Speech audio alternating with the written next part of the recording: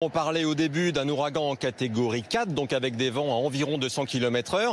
Et là, en catégorie 2, on est sur des vents à 150-180 km/h. Alors, ça reste dangereux quand même, mais on n'attend pas le même niveau de destruction. Il y a quand même une particularité avec cet ouragan Florence, c'est qu'il se déplace lentement. Et contrairement à ce qu'on pourrait penser, c'est pas une bonne chose pour un ouragan, parce que ça veut dire que l'ouragan va rester plus longtemps sur zone à souffler ces fameux vents violent. On parle d'une stagnation de l'ouragan pendant 24 heures. Et puis l'autre risque qui reste réel, ce sont les inondations. Alors sur le littoral à cause du niveau de la mer qui s'élève, et puis dans les terres à cause des pluies torrentielles qui vont s'abattre avant, pendant et après l'ouragan, le passage de l'ouragan Florence. On parle d'un cumul de 50 à 70 cm d'eau sur les sols. Et puis, il y a beaucoup d'arbres dans la région. Donc, on sait qu'il y a beaucoup d'arbres qui vont tomber à la fois sur des routes, sur des voitures, sur des maisons et aussi sur des lignes électriques. Et on sait qu'on va manquer d'électricité dans beaucoup de zones de la région et pendant plusieurs jours.